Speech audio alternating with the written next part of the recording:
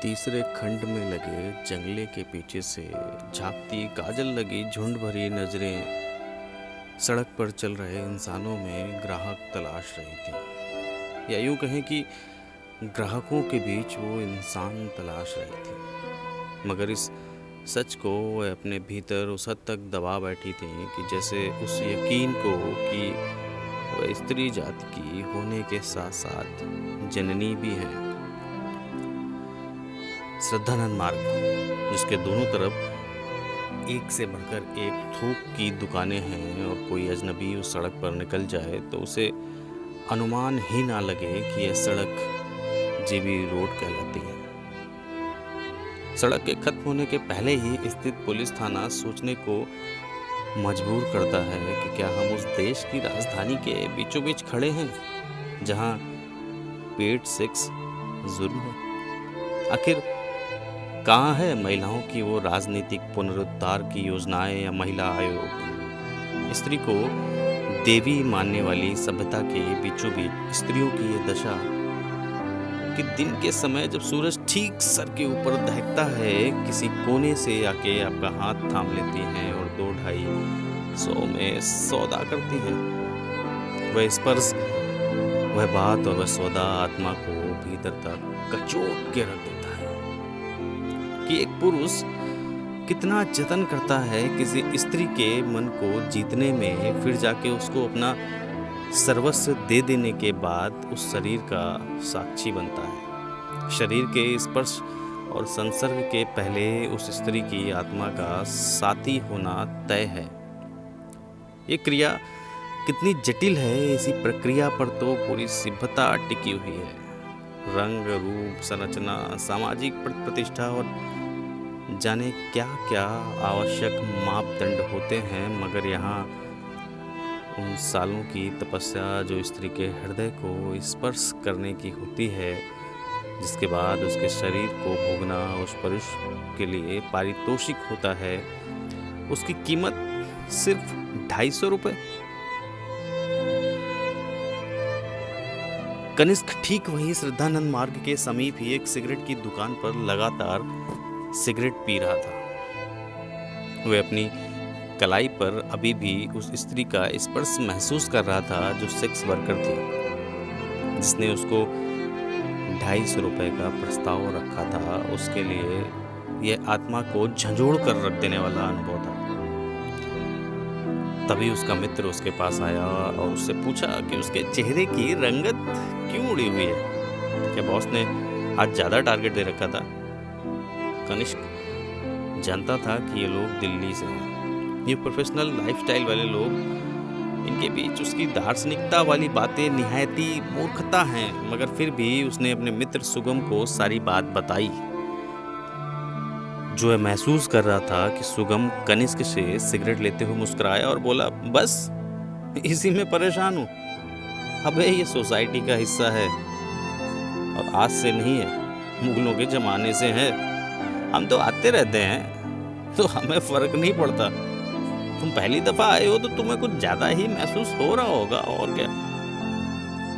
दरअसल सुगम और तनिष्क बैंक में काम करते थे और श्रद्धानंद मार्ग जहाँ वेश्यावृत्ति होती है, उन्हीं कोठों की इमारतों के बीच बनी दुकानों के मालिक इनके क्लाइंट होते थे, जिनसे हर बैंक कर्मी को मिलने आना होता था। ये भी इसलिए आया करते थे क्योंकि आज तनिष्क पहली दफ़ा आया था। पहले हफ्ते 2 हफ्ते बाद फिर से कनिष्क का चक्कर लगा श्रद्धानंद मार्ग की मार्केट में। इस बार उसे शाम को आना पड़ा। कनिष्क पूरी सड़क पे 3 से 4 बार शुरू से अंत तक घूमा और दोनों ओर बनी 3-4 मंजिला इमारतों में लगी जालियों से लड़कियों को इशारे करते देखा, जो ना टाई देखती थी, ना गमछा, ना पैदल, ना रिक्शा। वे सड़क पर चल रहे सभी पुरुषों को एक ही नज़र से देखती थी, एक ही इशारा करती। शायद पुरुष के वास्तविक सत्य को जानती थी कि चाहे रिक्शा चलाने वाला हो चाहे कार, उसकी मजबूरी सिर्फ और सिर्फ एक ही है, और वो हूँ मैं। बहुत दिन तक ये सिलसिला चलता रहा। कनिष्क बैंक के काम से जाता, सड़क के 2-3 चक्कर लगाता, स्त्रियों की नज़रें देखता चला आता और रात भर उन स्त्रियों की निगाहों में छिपी गहराई सोचता। हर नज़रिए से विवशता होगी, शौक होगा या कोई और विकल्प ना हो सकने के कारण इस सच को स्वीकार कर लिया होगा उन लोगों ने। यही प्रश्न उसे परेशान करता कि कोई कैसे खुद के शरीर को बेच सकता है। आखिर क्यों किसी स्त्री का शरीर महज मनोरंजन का माध्यम बन के रह गया? कनिष्क अक्सर इंटरनेट पर पढ़ने और देखने लगा। जीबी रोड से जुड़ी खबरें और यूट्यूब के इंटरव्यू, सेक्स वर्कर से जो बूढ़ी हो जाती वह नीचे ही ग्राहक तलाशती। कनिष्क का चेहरा उनके लिए जाना पहचाना हो गया था। टाई लगाया एक लड़का जो बैंक का पट्टा गले में डाल के बड़ा सा बैग टांगे घूमता है, अभी बच्चा है। बच्चा ना होता तो कौन पुरुष है जो ऐसे मौके छोड़ता है? एक रोज़ कनिष्क की सिगरेट की दुकान पर मुलाकात हुई एक सेक्स वर्कर से। कनिष्क ने हिम्मत करके उसके ज़िंदगी के बारे में पूछा, मगर बेबाक और खिलखिला के हंसने वाली वो लड़की बोली, इन सब बातों का कोई मतलब नहीं है, हम बस शरीर हैं और ये हमारी ड्यूटी है। और ये जो बातें हैं ना तुम्हारे मन में, स्त्री, इज्जत, समाज, मन, फलाना ठिकाना, ये सिर्फ और सिर्फ छोर पे जीवन जीने वालों की बातें हैं। सत्य यही है कि हम सिर्फ और सिर्फ भोग के लिए बने हैं। इसीलिए पुरुष समाज जब भी कुछ जीतता है, तपस्या करता है, स्वर्ग या जन्नत की बात करता है, यहाँ तक कि विलासिता, आनंद के क्षणों में भी जब खुशी देने की बात आती है, तो शराब कबाब के बाद शबाब का ही नाम आता है। स्वर्ग में अप्सरा, जन्नत में हूरे। बबुआ, यही सच है कि स्त्री होना ही मतलब है परोस दी जाने वाली वस्तु।